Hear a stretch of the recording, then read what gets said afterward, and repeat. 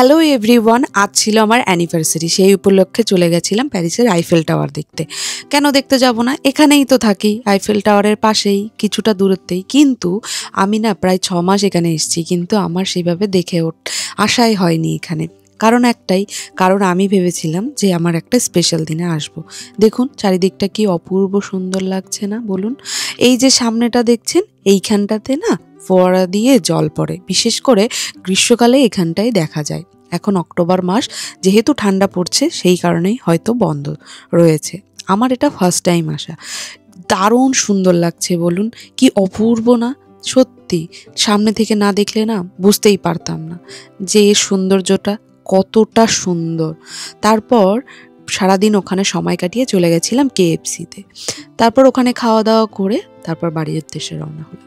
আজ তবে আসি, ভালো থাকবেন, সুস্থ থাকবেন, টাটা, বাই বাই।